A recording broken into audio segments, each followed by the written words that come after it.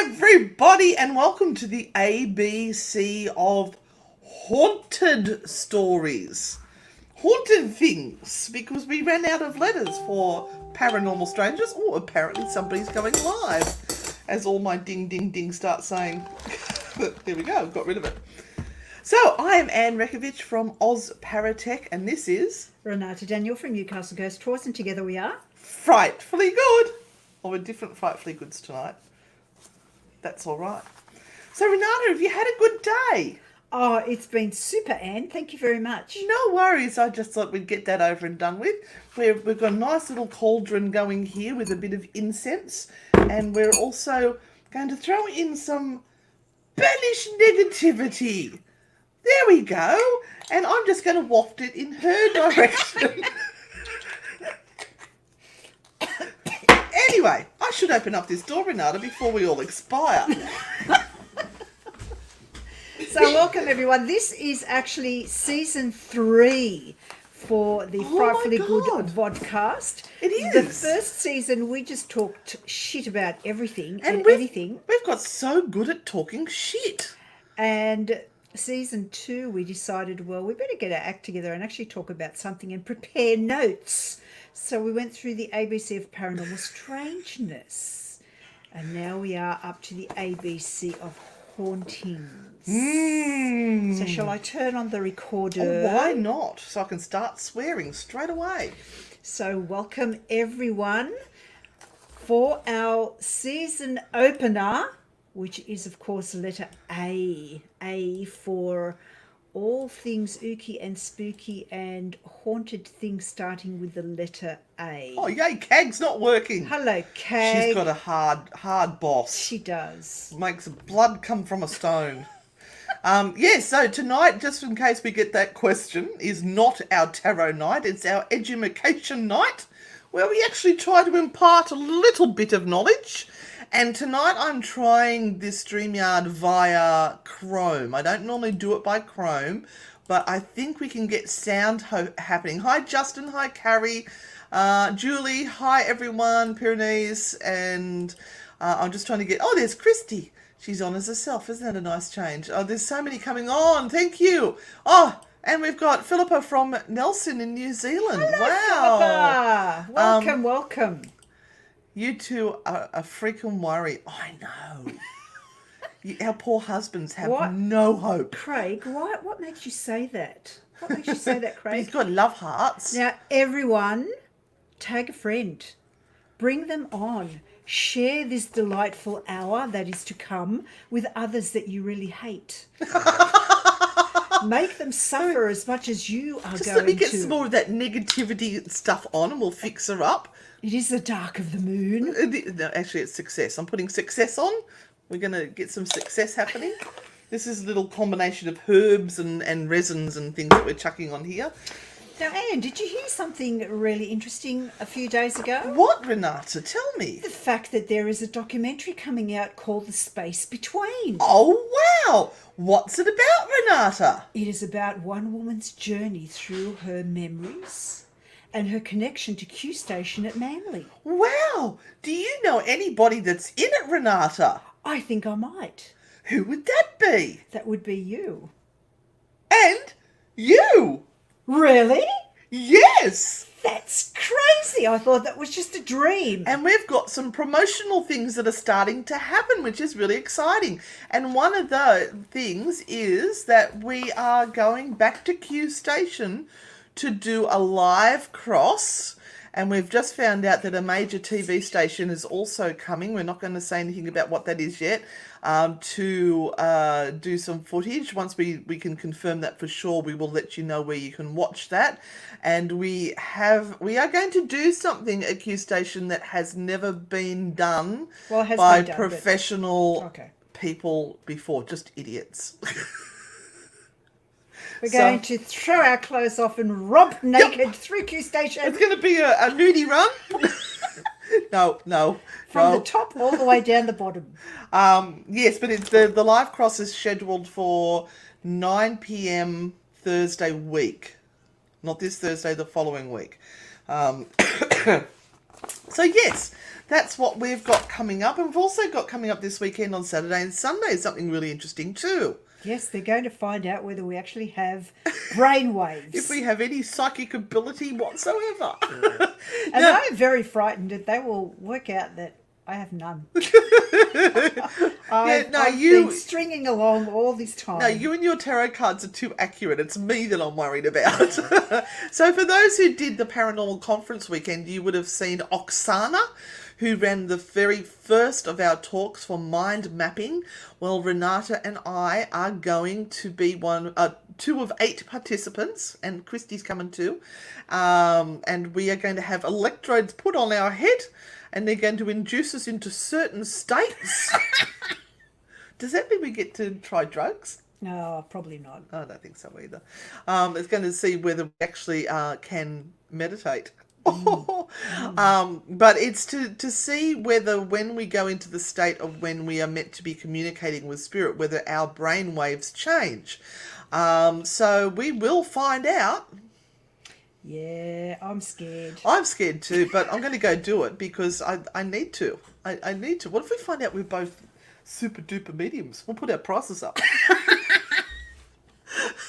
What if we find out that we're absolutely like there's nothing there? Well, I'm still going to keep doing what I do anyway. We're making everything up. Because I I won't love be it. saying anything to anyone. It's not like we charge anyone for Thursday night, so... You will not hear a word. As far as everyone's concerned, we will be fabulous. Christy's gone hashtag flatliner. Anyway, tonight we are bringing you A in Hauntings, and we have the Ancient Ram Inn in England and Annabelle from the Conjuring series. So there's some interesting things we've discovered, but the best thing is we've been to the Ancient Ram Inn. I loved it. I did absolutely loved it. Apart from those cranky boys. Yes, I thought we were all frauds. She's pushing it. It would have been perfect if nobody else was there, except for the deaf people. They would have been brilliant. I wanted to work with them. I was really annoyed we got stuck with all the macho boys, but what can you do? Banish negativity! No negative thoughts! Oh, my God. So there were 2 wonderful groups, and unfortunately, we got lumbered with the boys, the lads with all of their camera gear and everything, and it was just awful. If I can't see it on camera, it ain't happening. Yes. Yeah, whatever. Yes. Give us a sign, Spirit. Give us a sign. I guess I'm going to start off then with the Ancient Ram Inn. Would you like to pop the first picture on, Anne? I have got this whole new screen sharing thing happening here. Let's see how we go. We're going for the application, and we got to go over to there, and we go share, and then we go to there, and then we go full screen. There we go. How's that, Renata? Now, please let us know if you're seeing that. Not that we can see what they're saying, but I'll get it up on my phone so I can see. That is the side of the Ancient Ram Inn. That's the street side of the Ancient Ram Inn. And there is another picture coming up shortly that will show you more of it. But it's adorable. It is this amazing little cottagey building that is dated back to the 1100s, and just the fact of that itself makes you want to go in and have a look at what's inside. But let me go to my notes and let me tell you all about the Ancient Ram Inn. So it's often called the most haunted house in Britain, and I dare say there's probably the most haunted house in every single township or village all through the UK.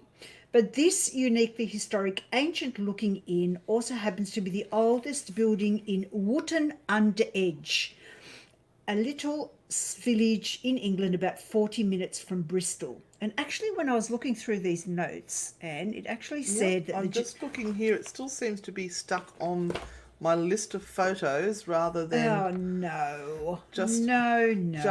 Just let me get here and go back in.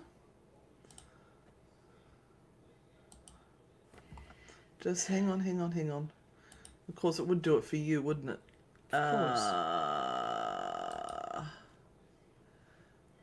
And let me go back to StreamYard. Okay. Sorry, guys. So nothing, just a list of files. Okay. Okay. Let me go for screen share again. Oh, I see what I did. Sorry, I'm not used to using this one, so please forgive me, guys. I'm learning. Stop screen share, and application, and then we want the ancient RAM in, and now we go to share, and I'm hoping that's working now. Okay, let us know, guys, if you can see that pic and it's coming up on your screens. I'm just waiting for that. We've got a few, we're a little bit behind. That's it, and then it should go back in again. Oh, and we've got a new workshop coming up on the Australian School of Ghost Hunting, haven't we? Yes, we've decided to go with mediumship. So that is going to be our next one. It's going to be on next month, and it's going to be a 4-week workshop that is going to be about an hour and a half every Tuesday night from, I think it's 7:30, and we have quite a few people interested, so we'll be posting that up and getting people to sign up for that shortly. All right, so we've got the picture. I'm not going to attempt to go to full screen. I'm going to leave it like that because we know that this is working. Yep. Okay, so the ancient ram inn is believed to be riddled with up to 20 spectres who torment the paying punters of the 12th century home. Built on an ancient pagan burial ground, it is also believed to be the scene of child sacrifices and devil worship. Oh, as you do. The Cotswolds cottage is haunted by the likes of a murdered young girl called Rosie, a high priestess, and even a male sex demon known as an incubus. Which Zach Baggins seemed to really enjoy. Right. So the ancient Ram Inn has a rather interesting past with multiple former lives to tell. So before the building's construction in 1145, for goodness sake, the site was home to a multi-millennia pagan burial ground that lies on the ley lines, which trace directly back to the ancient and mysterious site of Stonehenge. This connection gives... Oh, so it's on the same line as the Stonehenge? Yes. Ooh. Yes. So this connection gives rise to legend that strange paranormal happenings documented on the property relate to its unique past. The building that stands today was constructed in 1145 and has been the home for slaves, masons. So that's not the Freemasons, that's the ones that actually work with masonry. Things, yes. And other workers building on St Mary's Church nearby. Streams on the grounds have had to be diverted around the church's site, which, according to many, opened up the portal for dark energy once used in rituals performed by pagans in the area. Oh, those bloody pagans. I know, right? After the masons and other workers moved out, the house became home to a priest. Oh, yeah. Later, it was made into an inn and public house. And in 1968, someone new bought the ancient Ram Inn and made it his home. And that was John Humphreys. And we're going to get to John Humphreys a little bit later on. Right. So he is a character all on his own. He doesn't need much more than having just been there and the person that he was. But let's go to the big picture of the ancient Ram Inn. That one. Isn't it glorious? I'm hoping this is working. I'm just waiting to this to catch up to see. Yes, it did work. Oh, good. There we are. So we've got the next one up now. Yep. Right. Isn't it beautiful? And we did go there.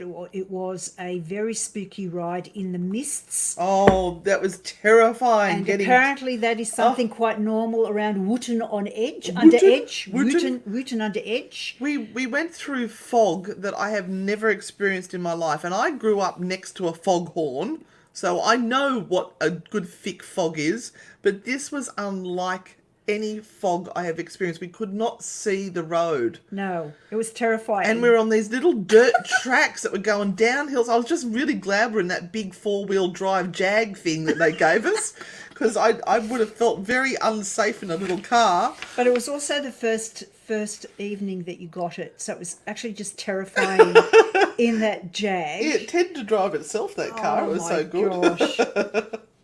So let's look at some of the stories associated with the house. So one of the popular legends surrounding the ancient Ram Inn is that of the witch burned at the stake. There must always be a witch that has been burnt at the stake. Yep. She was burnt at the stake in the 1500s. It was the prosecution of people who did not believe practice Christianity as sanctioned by the government. Oh, no. A lot of people believe that the woman's spirit still haunts one of the rooms of the house to this day. It is believed that the woman took refuge in one of the rooms of the house before she was captured and killed. And of course, the room is called The Witch Room. the witch's room. And we did get up to the witch's room, didn't we? We did. That was quite comforting as far as I was concerned. I felt right at home. It felt like you found your sister. So it's widely believed that the redirecting of the water on the ancient Ram property caused a portal for dark energy to open. Why does diverting water cause a dark portal? Well, I don't know. Maybe one of our listeners can enlighten why it must be a dark portal. Why can't it just be a portal? Now, the past owner, John Humphreys, who we'll talk about a little bit more later, We've got a picture of him too. attested to the spectres which have made the house their home. And during John's first night, he claimed to have been dragged by the arm by a demonic force and across the bed in that room. In the witch's room. Yes. Also, John found evidence of devil worship and ritual sacrifice. He discovered the skeletal remains of children just under the staircase. Broken daggers were also found with the skeletons. And until his death, he claimed to be haunted and attacked by various entities in the house on a regular basis.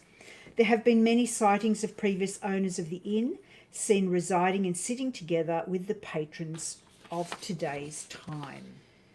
So one of the most haunted rooms in the entire inn is called the Bishop's Inn.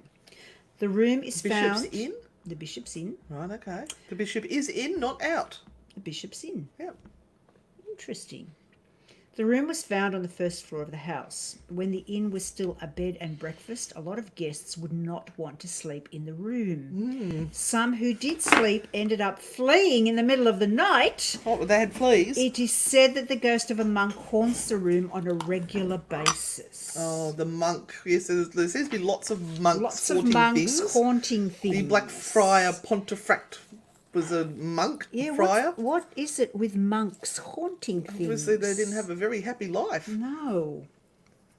Also, we have the ghost of a centurion on horseback. Oh, we've got a horse as well. It is said that the plumber who saw the apparition was startled out of his wits when the apparition went straight through the wall. There is also talk of a succubus which creeps into the beds of sleeping visitors. Oh, so we've got an incubus and a succubus. Absolutely. Now, I think it's been quite some time before or since anyone has slept there, but I wonder if any of the ghost teams get to stay overnight. I think they do offer sleepovers, but I don't know where they would sleep or whether they're just expected to stay awake. We were actually allowed to stay till like 3 o'clock in the morning or something. We were one of the last ones standing. All the lads went home. And the beautiful group of the deaf people went home as well. God, I wish I'd investigated with them. It would have been seeing through different eyes, experiencing it through different eyes. Absolutely. Do you want to pop the next picture up? Oh, next picture? In other words, shut up and go to the next one. Let's go. That one. Oh, there he is. Yeah, take a look at John. It's Cat Weasel. That's dear old John. Wouldn't that scare the living no wonder the ghosts in there dragged him out of bed and tried to get rid of him. They think, who the hell is that? My goodness. And about it's eccentric. His daughter that now owns it? Yes. But let's go back to these stories. Sorry. Let's go back to these stories. There are also stories of the former innkeeper's daughter hanged in the attic, the spirits of ritually murdered children, exorcisms and other dark haunting events in the old inn. Orbs of these ghosts have been photographed by paranormal investigators and the curious. And there's no dust in that building whatsoever. Absolutely none. Oh, no. This man Kept it spent a lifetime keeping it spit spick and and polish. Not a speck of dust anywhere. Strange lights have terrified visitors hoping for a peek into the afterlife. Right. Okay. Now, I wonder if John's haunting the building. let's get back to the succubus. Oh, yes, please. So, John Humphreys was an eccentric 86-year-old. And he... 1886 year No, old. 86-year-old. And he was an 86-year-old, yes. And some people think that he's an absolute hero or was an absolute hero for saving this place. He paid something really stupid for it. Like a lot of money. No, something very ridiculously not a lot, because it was going to be bulldozed. But he literally saved it and made it his home. Now, there's no running water in that building. There was in the kitchen area at the back, but that was an addition. Yeah. While others talk about the fact that he was an absolute con artist during his time. So I can't Look tell at you that which. face. No, He I couldn't can't be tell a you con which one. artist. I couldn't say. I mean, That mummified cat was real that we saw. It was in a box. We saw it. I wasn't going to touch it. Yes, absolutely. So a review on TripAdvisor warned, don't waste your time or money. It detailed a visit to the Ram Inn by a group of 8, during which time John performed a series of theatrical routines and regaled them with stories too fanciful to believe. This much I was expecting, said the reviewer. It suggested that the proprietor was doing it all for the money. The group paid... It costs money to run the bloody place. Yep. The group paid £160 up front, then stepped out to get a bite to eat, and on returning, John claimed not to recognise them. He kept the money. £20 each. Yeah. Eight of them at £20 each. And they got ghost stories and everything, and then his dementia kicked in. Absolutely. Absolutely. That sounds like a business plan. £20 is not a lot to ask for letting people into your home. That's $5,000 Australian. With all of your relics.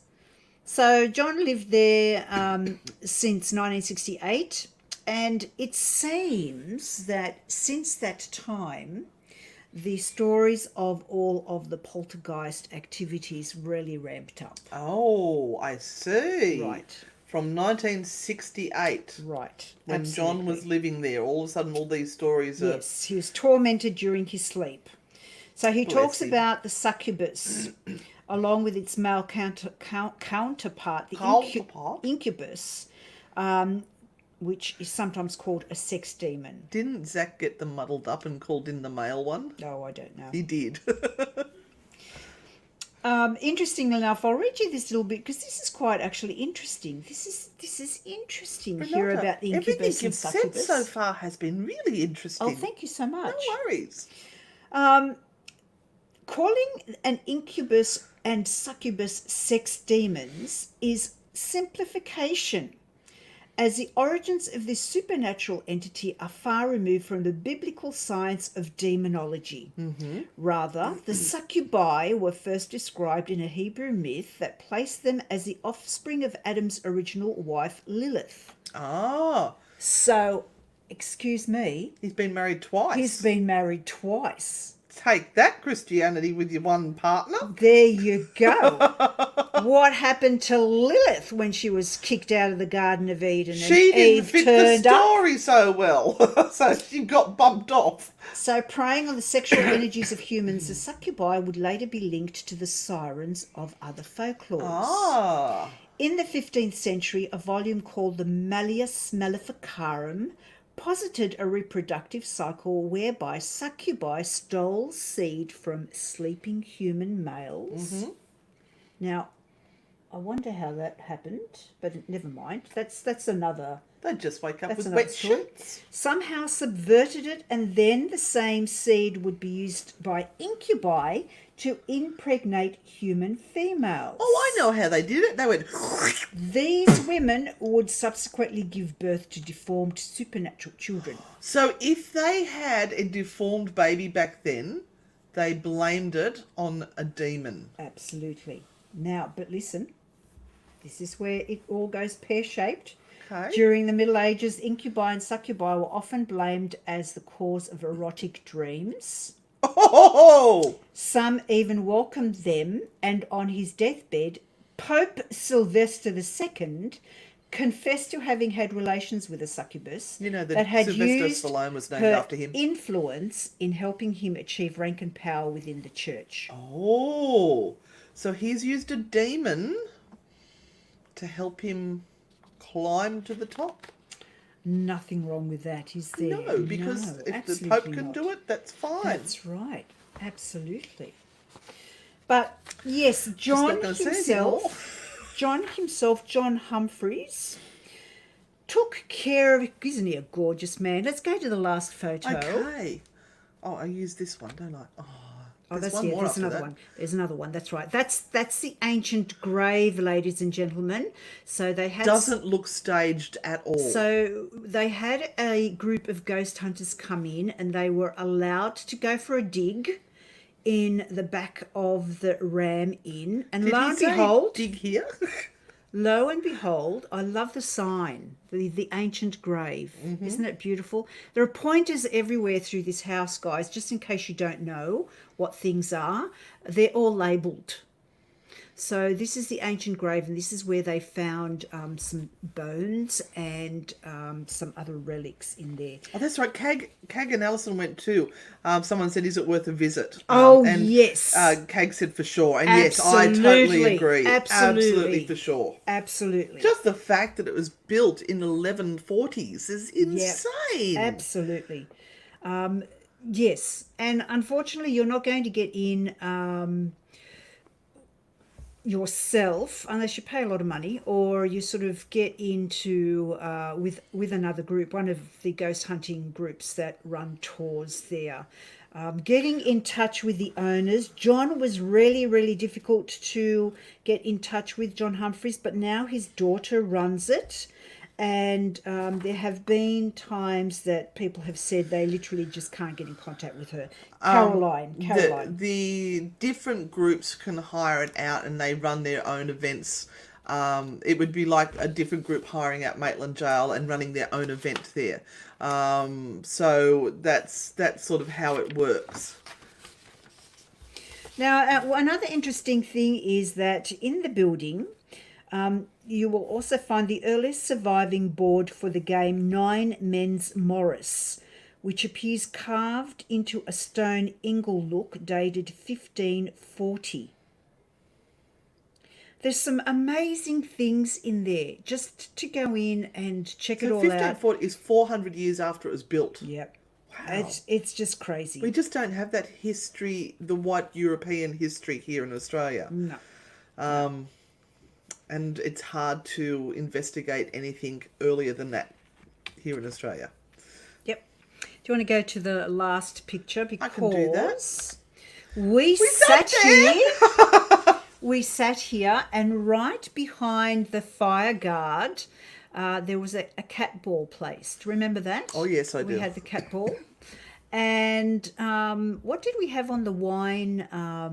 We were doing glass dowsing. We were doing glass dowsing, yes. And we got some really great connections. And this is after everyone left, and we were left there on our own with some members of the group.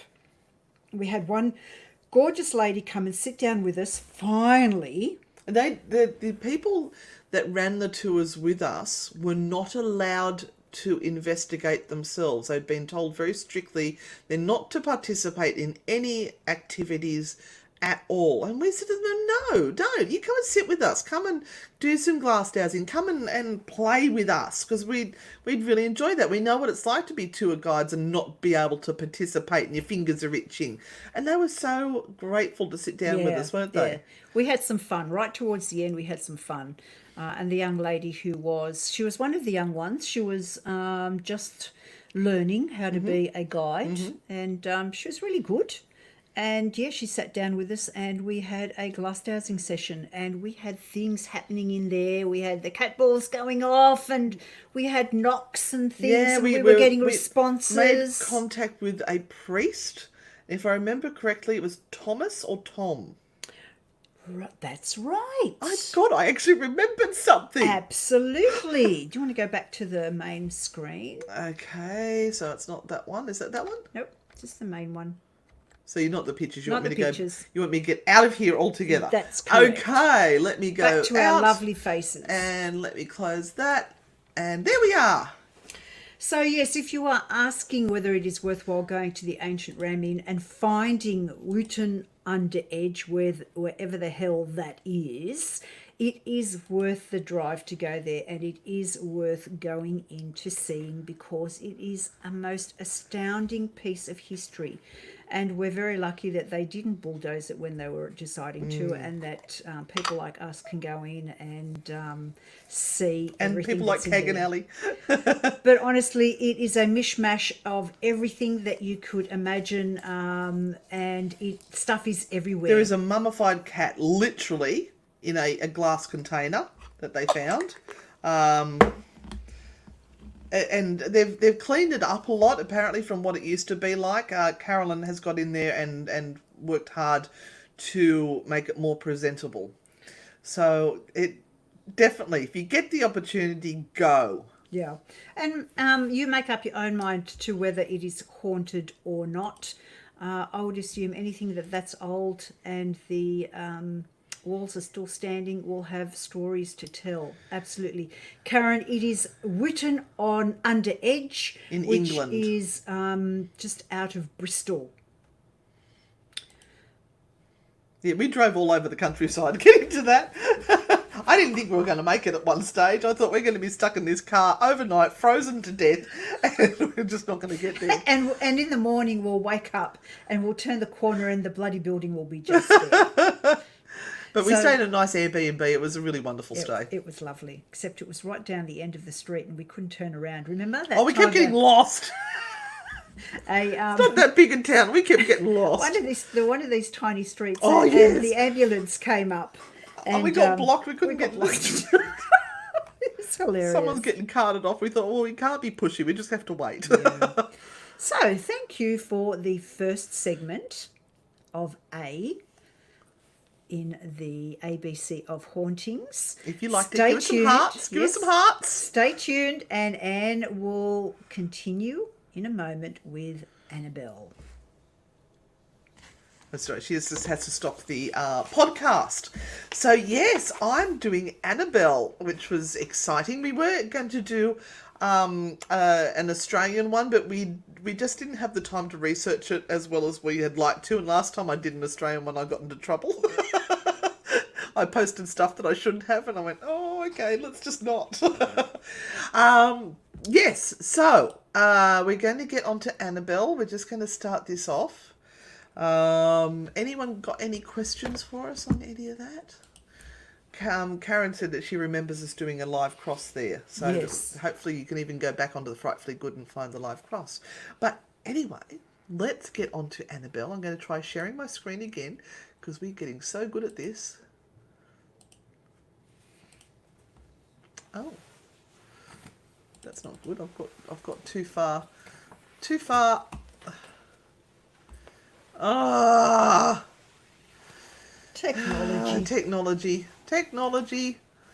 I don't know why. Stop sharing this. Okay, I can't. I don't know what it's doing. Right, I'll get out of that, and I'm just going to have to quickly... so, Renata, just fill while I get this organised. Yes, so as we were saying before, we do also run a Facebook page called the Australian School of Ghost Hunting. and we occasionally will run workshops there. We just finished a huge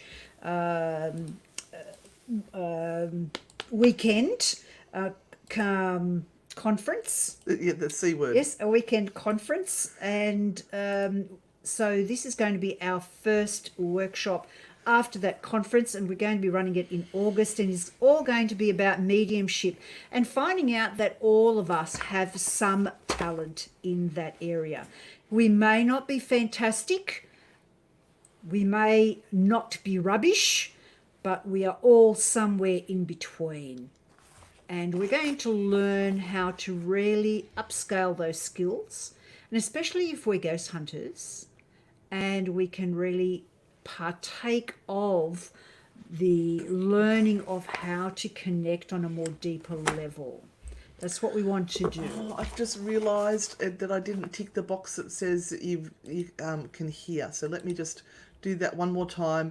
Share screen, Chrome tab, share audio, click on Annabelle, share. Right, now it should be okay. Okay. So everybody, welcome to Annabelle. As you know, Annabelle has been very famous in a TV show, a movie, and she is allegedly a haunted doll that is housed in an occult museum of the paranormal investigators Ed and Lorraine Warren, both who are no longer with us. And it's a character. It's the doll is reoccurring in the Conjuring movies. Now, I'm going to skip over to a little bit about the backstory, and I want to show you a picture. Bow. Isn't she pretty? Oh. Now, this is the doll that was created for the movie. This is not the doll that is involved in the haunting. Show you a picture of that one. So there's Lorraine Warren with the Annabelle doll, and she was a Raggedy Ann doll. I used to love Raggedy Ann and Raggedy Andy, and they've ruined my childhood now, I'm just saying. So the backstory to it: in 1970, a mother purchased an antique Raggedy Ann doll from a hobby store where they sell possessed items. The doll had been a birthday present for her daughter, Donna, and Donna was preparing to graduate from college with a nursing degree. She lived in a tiny apartment with her roommate, Angie, who was another nurse as well. So Donna placed the doll on her bed as a decoration, didn't give it a second thought. She used to collect dolls. She loved dolls. She was 27 and had a lot of dolls. Actually, don't we know? It reminds me of somebody else, someone. doesn't it? Hello, Veronica and Sophia. And Sylvia, of course, who creates the amazing dolls. Absolutely. So within days, Donnie and Angie noticed that there appeared to be something very strange and creepy about the doll. The doll mysteriously seemed to move about the house. Relatively small movements at first, such as a change in position. So the hand might have moved or a leg might have moved. But as time passed, the movement became more noticeable. Donna and Angie would come home to find the doll in a completely different room. Sometimes the doll would be found with legs crossed, arms folded. Other times it would be found upright, standing on its feet. Several times Donna left the doll on the couch before leaving for work and returned to find the doll back in her bed or on the bed with the door closed. That's just freaky. I just want to say that. That's freaky. So they actually went to a lot of trouble once they realised that this was going on. They thought that maybe somebody was getting in there and mucking around with them, as you do. And they used to do things like put sticky tape across the doors or leave things in places so that if somebody came into the room, they would immediately know that the room had been tampered with. But when they'd get home, none of those things had been moved. Ooh. So that's interesting. I'm glad that they thought like that. But then the doll started to write messages. No. It did. It was a literate doll. But Annabelle. the doll's got no fingers. Look. Oh, how would she hold that pen? I don't know. The psychokinetic energy. Annabelle the doll not only moved but could write as well. About a month into their experiences, Donna and Angie began to find messages on parchment paper that read, "Help us," and "Help Lou." The handwriting, as if written by a small child. The creepy part about the messages was not the wording, but the way they were written. At the time, Donna had never kept parchment paper, so it was written on parchment paper in the house. So she didn't have any, and she didn't know where it came from. So one night, Donna came home to find the doll had moved again. This time it was on her bed. Donna had come to find that this is typical of the doll, but somehow she knew this time it was different. Something wasn't right. So it seems okay remember before. this moment, okay? Just because I'm going to come back to this. All right, okay. A sense of fear came over her when she inspected the doll and saw what looked like blood drops on the back of its hands and chest, seemingly from nowhere. A liquidy red substance had appeared on the doll. Scared and desperate, Donna and Angie decided it was time to seek expert advice. So they got the yellow pages out. Yes.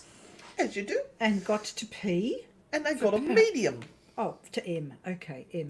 Medium. So I don't know where they got this medium from. I have no idea. So now we've got someone coming into the story with their own biases and ideas. So not only did they contact a medium, but they held a seance. Of course. And this is where they found out that the spirit that was in the doll, her name was Annabelle Higgins. Right. The medium related the story of Annabelle to both Donna and Angie. Annabelle was a young girl that resided on the property before the apartments were built. There were happy times. She was a young girl of only 7 years old when her lifeless body was found in the field upon which the apartment complex now stands. The spirit related to the medium that she felt comfort with Donna and Angie and wanted to stay with them and be loved. Forever. And ever. And ever. And ever. Feeling compassion for Annabelle and her story, Donna gave her permission to inhibit the doll and stay with them. Inhabit. I think it's meant to be inhabit. It says inhibit. Wrong. Someone didn't check that, did Wrong. they? Wrong. Oh, hi, Max. How you going, Papa? They were soon to find out how... So she's given permission for this entity to enter the doll, but the doll was moving around and doing stuff beforehand. So that was a little bit of a contradiction. So was it the doll or was it the spirit in the doll? But then she gave permission for it to be in the doll. I don't know. They were soon to find out, however, that Annabelle was not what she appeared to be. This was no ordinary case and definitely no ordinary doll. Now we introduce another character into the mix. Lou, who happens to be a boy. Okay. Well, the doll did say, Yes. save us. Yes, no, help Lou. Help We had Lou. help Lou. Help Lou. Help Lou. Yeah, Lou. Yeah, help Lou. Help us, help Lou. Okay. Tell me more. Tell me more. Lou was friends with Donna and Angie and had been with them since the doll's arrival. Lou had never been fond of the doll and on several occasions warned Donna that it was evil and to get rid of it. Doesn't look evil to me. No. Looks quite cute. No. So he has now planted a thought, Yes. planted a seed. Yes. So remember I was saying she thought the doll wasn't right at one stage? She just had this funny feeling. It's because this dude's planted the seed that the freaking doll was evil. Anyway, Donna had a compassionate tie to the doll and not giving much credence to Lou's feelings, kept it. Did he start doing things to make them fear the doll? Oh. This is not in the notes anywhere. This is just my little bit of an instinct. He doesn't like the doll. He thinks it's creepy. So I reckon he started staging things. I really do. Donna's decision, it turns out, was a terrible mistake. Lou awoke one night, from a deep sleep in a panic. Deep sleep? What's that? He awoke? Sleep paralysis. Sleep paralysis. Once again, he had a reoccurring bad dream Only this time somehow something seemed different. It was as though he was awake but couldn't move. Oh, well, yes. He looked around the room but couldn't discern anything out of the ordinary, and then it happened. Looking down towards his feet, he saw the doll Annabelle. It began to slowly glide up his leg. Oh. Oh, Annabelle's in for a good time. Moved over his chest and then stopped. Within seconds, the doll was strangling him. Paralysed and gasping for breath, Lou, at the point of asphyxiation, blacked out. Lou awoke the next morning, certain it wasn't a dream. Yeah. Lou was determined to rid himself of the doll and the spirit that possessed it. So he's taken it upon himself now to get rid of it. However, would have one more terrifying experience with Annabelle. Preparing for a road trip the next day, Lou and Auntie were reading over the maps alone in her apartment. The apartment seemed quite eerily quiet. Suddenly, rustling sounds came from the Donna's room, arousing fear that someone had possibly broken into the apartment. Good, they came up with a logical explanation. Mm-hmm. Yeah. Lou, determined to figure out who or what it was, quietly made his way to the bedroom door. He waited for the noises to stop before entering and turning on the light. I'll just go to the next one so you can see her in a little house. The room was empty except for Annabelle, whom was tossed on the floor in the corner. I'd be pissed too. Lou scoured the room for forced entry, but nothing was out of place. But as he got close to the doll, he got the distinct impression that somebody was behind him. Spinning around, he was quick to realise that nobody was there. Then, in a flash, he found himself grabbing for his chest, double over, cut and bleeding. Oh. His shirt was stained with blood, and upon opening his shirt, there on his chest was what looked like 7 distinct claw marks, 3 vertically and 4 horizontally. All were hot like burns. These scratches healed almost immediately. Half gone the next day, fully gone by day 2. Demonic scratches. Sure he It's didn't. a bad sign. Sure he didn't do it himself. It's a bad sign. No. Now I'm just the crew is crew. If there's anything funny going on there, just deal with it.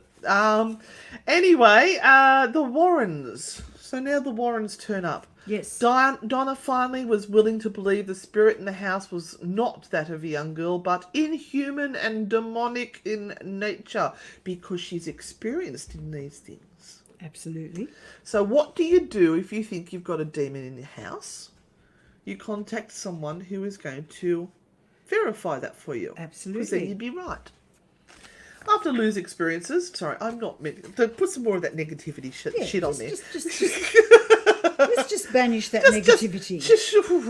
After Lou's experiences, Donna felt it was time to seek real expert advice and contact an episcopal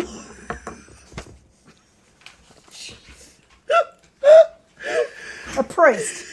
Let's just say a priest. A popsicle priest named Father Hegan. Father Hegan felt it was a spiritual matter and felt he needed to contact a higher authority in the church, so he contacted Father Cook, who immediately contacted the Warrens, because they're a higher authority in the church. Ed and Lorraine immediately took interest in the case and contacted Donna concerning the doll. The Warrens, after speaking with Donna, Angie and Lou, came to the immediate conclusion the doll was not, in fact, possessed, but manipulated by an inhuman presence. They said spirits do not possess inanimate objects like houses and toys. They possess people. Okay, so a doll can be influenced, but not possessed. So they're saying that a spirit couldn't possess reside in the right. It has to be something demonic that's working it. But right, we've seen haunted objects everywhere. I mean, Brian J. Cano did a whole show on haunted objects. I know. They weren't all demonic. We'll have to have another look at that then, won't we? So that's a little bit of a contradiction. I don't know what that's all about. Mm-hmm. Keep going. And I should just maybe go to the next one just so you can have a close look at those beautiful eyes. Are they buttons? I'm sure they are. I think, yeah, they might be those little wobbly button ones. Oh, I've lost my spot. I got so excited. Yeah, okay. And human spirit can attach itself to a place or object, and this is what occurred in the Annabelle case.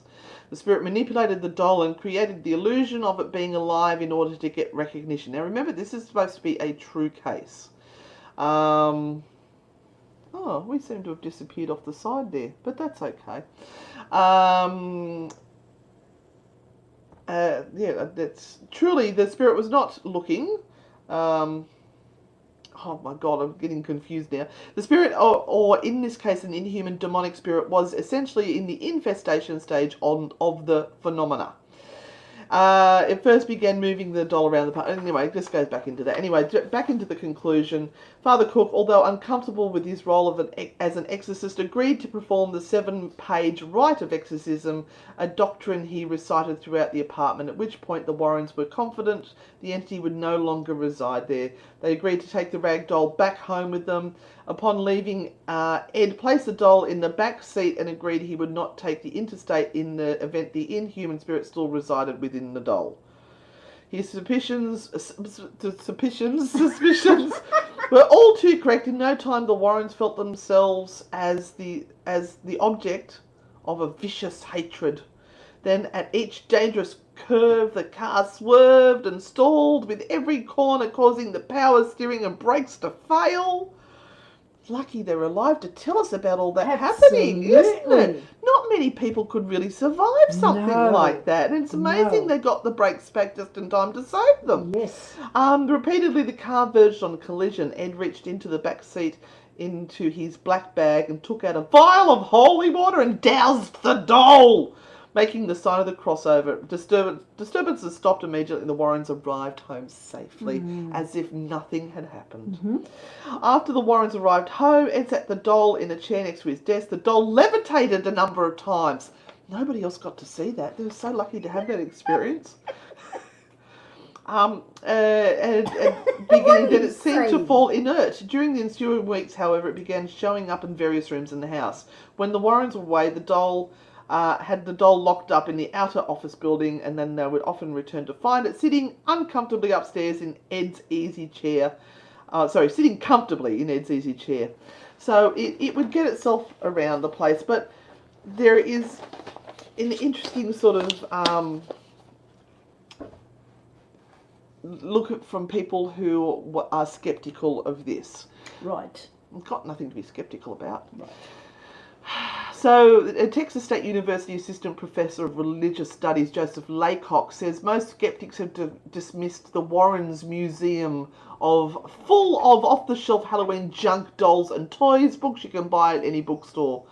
Laycock recalls the Annabelle legend an interesting case study in the relationship between pop culture and paranormal folklore, and speculates the demonic doll trope popularised by films such as Child's Play, Dolly Dearest, and The Conjuring likely emerged from early legends surrounding Robert the Doll, as well as the Twilight Zone Season 5, Episode 6 titled Living Doll, in which the character of the mother is coincidentally named Annabelle, released 5 years prior to the Warren story. Laycock suggests that the idea of demonically possessed dolls allows modern demonologists to find supernatural evil in the most banal and domestic of places. Okay, but that is not our view. That is the view of the person that you are reading. Yes, about. I'm just not our giving. view. I like to give alternate views. Yes, it's not now our we view. also have Sharon A. Hill, who was actually she did come to Australia a couple of years back. What did she say? Commenting on the publicity for the Warrens Occult Museum, coinciding with the release of The Conjuring. That many of the myths and legends surrounding the Warrens have seemingly been of their own doing, and that many people may have difficulty separating the Warrens from their Hollywood portrayal. Hill criticised sensational press coverage of the Warrens Occult Museum and Annabelle Doll. She said, like real-life Ed Warren, real-life Annabelle is far less impressive. Oh, geez. Okay. Good on you.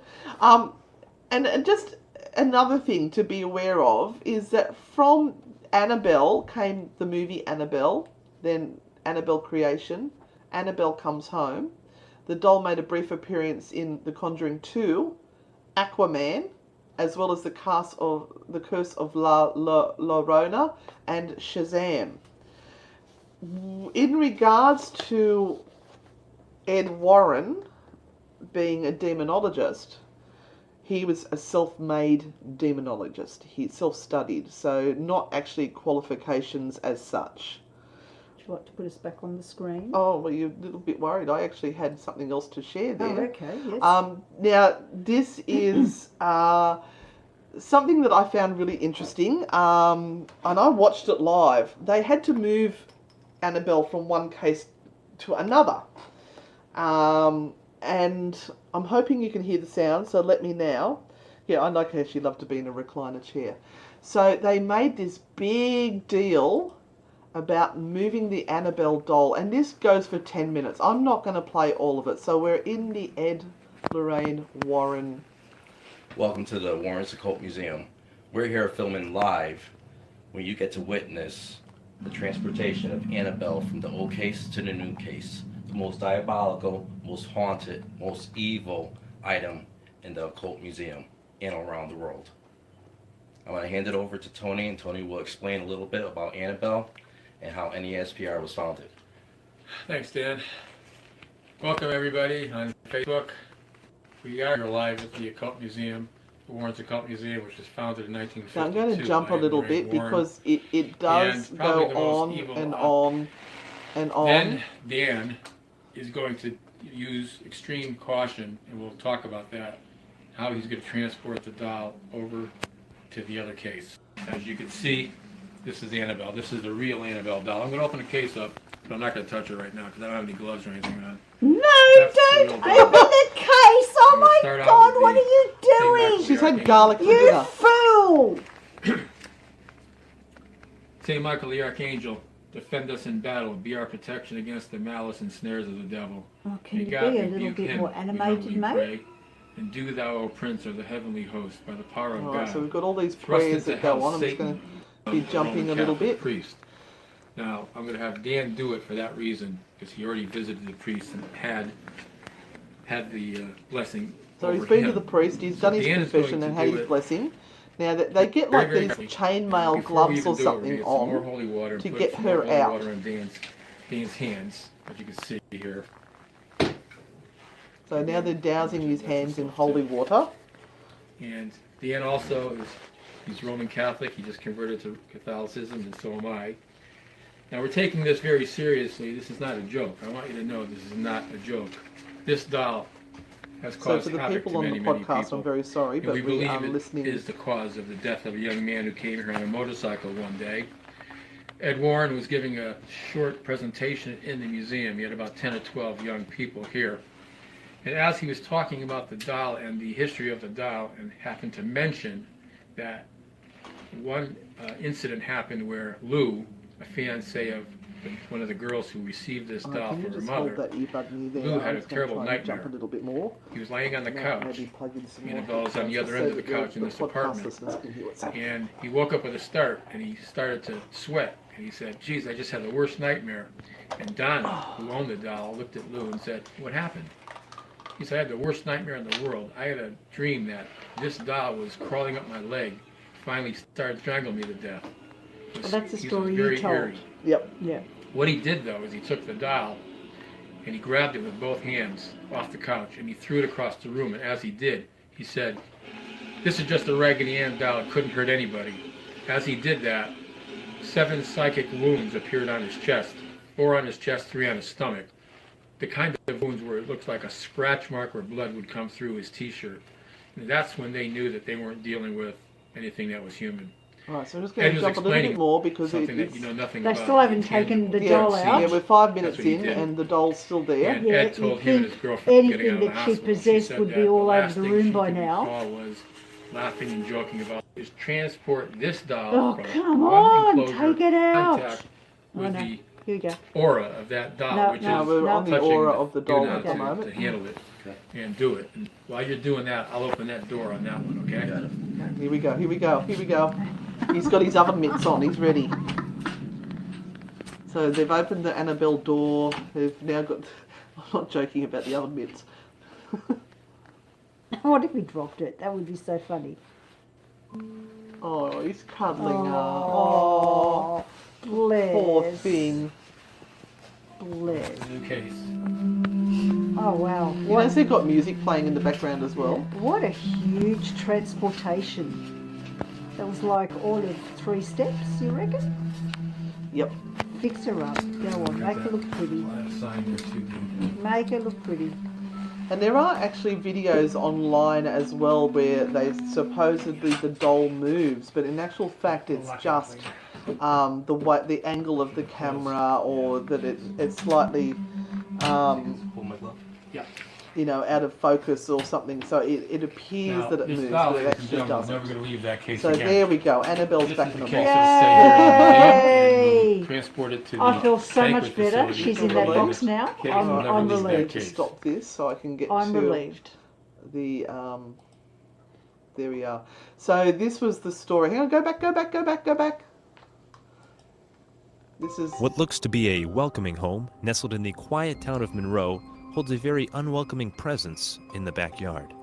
Tony Spera is the curator of the New England Paranormal Research Center and also son-in-law of the famed Seekers of the Supernatural, Ed and Lorraine Warren. Through the Warrens' well-documented career, they have researched over 3,500 paranormal cases, and one of the most infamous being the story of a very innocent-looking Raggedy Ann doll. This, of course, is Annabelle, the cursed doll. you notice she's got And there was a little movie bracelet made on her about it wrist? called Annabelle, and she was also featured at the beginning of the Conjuring movie. This doll was given to a nurse in Hartford in 1970. She lived in an apartment with a roommate, and the mother of the nurse gave her this doll for a birthday present because the girl liked dolls. She was about 28 years old. You can even see on the doll, if you look really close, you could see a little bracelet on her arm. So they would treat it as a little girl. One day they woke up, there was a piece of parchment paper on the floor, and on the parchment paper, written in pencil, it said, "Help me." Nobody owned parchment paper. Nobody knew where that note came from. Now the girl said, wait a minute, someone's probably coming in this apartment. So they set up a little thing where they would put scotch tape on the door of the apartment. They would place the rug just But in a certain surely when they location walked through to the see door, they'd if pop it anyone open. was in that apartment when they weren't home. Well, they weren't. No one was in that apartment. Nothing was moved, except the doll. The doll would move. Yeah, underface Evil like erupted him. as the fiancé of the nurse, Lou, had a dream that he was being choked by Annabelle and awoke to throw the doll all the way across the room, when suddenly 4 slashes appeared on this young man's chest and stomach. 4 on the chest, 3 on the stomach, and you could see actually the blood coming through the shirt. After being called in for an exorcism of the doll, Ed Warren later confiscated the doll and protected it in his museum. Confiscated? But the evil ensued when a Hartford priest visited the Warrens' home. So he brings the priest down and starts to explain about Annabelle. As he's explaining about Annabelle, the priest quickly walks over to the doll, almost like Lou, the fiancé, grabs the doll, bum. throws it across this room, and says, he proclaims, God is more powerful than any devil or demon, just like that. And Ed didn't know what to do. Ed says, Father, I just got through explaining, do not touch that doll, it's dangerous. On his way back to the rectory in Hartford that evening on Route 84, he never made it to the rectory. He went almost head-on into a tractor trailer with that new car. And miraculously, though, he wasn't killed. But the car was totaled. And he called later and spoke to Lorraine. He said, you know, the last thing I can recall is looking in the rearview mirror and seeing the image of that doll staring back at me in the mirror. Then I lost control. But the interactions with Annabelle haven't always ended the same, like in this case of a young man who rode his motorcycle to the museum. Yeah, this is The young another man famous runs up to story. the glass case and starts banging on the glass like this. And he says, you know what? This is a bunch of hooey. This isn't real. If that doll can put slashes on anybody, do it to me right now. He challenged the doll. Ed said, son, you and your girlfriend, you have to leave. I can't put up with that. You go right now. So the kid is leaving with his girlfriend, a young man, about 20, and he's smirking and laughing about it as they leave. Again, he never made it to his home. 3 hours later, that young man that came on a motorcycle was dead. Despite all of the very frightening supernatural events, believe So, yes, the young man was killed as well.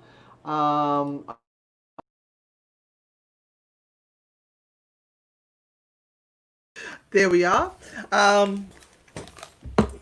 Yes. So I then started to try and research to find the name of the person who had been killed after visiting the museum, and I couldn't find anything, any actual evidence of the person. You'd think that something as amazing as that would be fairly well documented.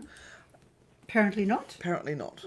It's actually very hard to sift through a lot of the information, because now when you start to research on the internet, it's all to do with Annabelle the movie. It's hard to find anything else.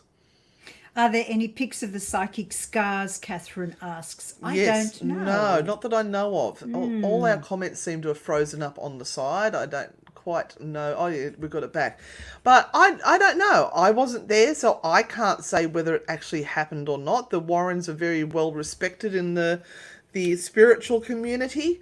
So Well, who knows? we do have our very own connection to the Warrens here in Australia. We've actually there's a few people Yes. now who are part of the So, Warren Foundation legacy Maybe thing. we can ask them to do a little bit of a search for us to find out whether they know any more information. That might be interesting. They might be able to go into the files of the Warrens and find out some more information for us. So that would be very interesting. So that's our little journey, our little foray into The letter A. the letter A. I hope you enjoyed it. We do have an angry face there, though. Got two angry faces actually, but I've got a feeling at least one of them was, Keanu. Oh, Keanu. Kanye? I thought it was Jenny Pearson as well. No, Jenny was a we wow. have an Ahad Muhammad as well. Okay. Sorry, Ahad, I'm not sure what that is. But thank you for joining us. So, I don't know whether we want to be thankful for him. that's okay. joining We us. don't know. No. So, do you think it's a real story? Always in any of the great stories, there is a element of truth, but where does the truth end and the big story start? We don't know. It's like the fish that the fisherman caught, and it was actually that big, but by the time he got home and finished telling the story, it was that big. I love Jose. Let's destroy them. Whoa!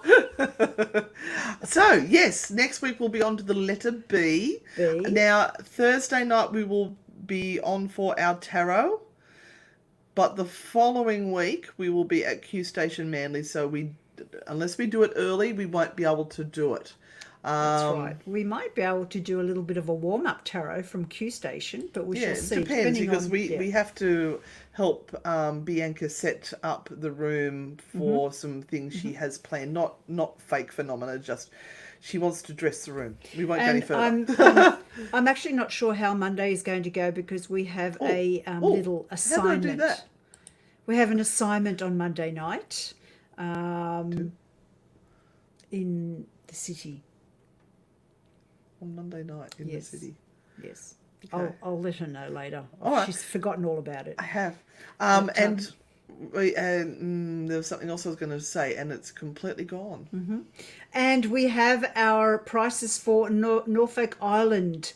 And so we will be putting that up very, very shortly as well. So if you are interested in coming to Norfolk Island with us in March 2021, hopefully. The people are beautiful. The whole island is haunted. It's fantastic. Absolutely fantastic. And prices really haven't changed for years. So you're getting a really great price with a lot of extras. So thank you so much. I don't know, we have some German bloke carrying on our page. We have no idea what he's saying. Yeah, but sorry, never my mind. German's not good. Sprechen die English? Oh, wasn't he on... he must have been on my headphones a couple of days ago. Remember when I was doing an EVP and someone was speaking You're not German? allowed to talk about that. You're not allowed to talk about that.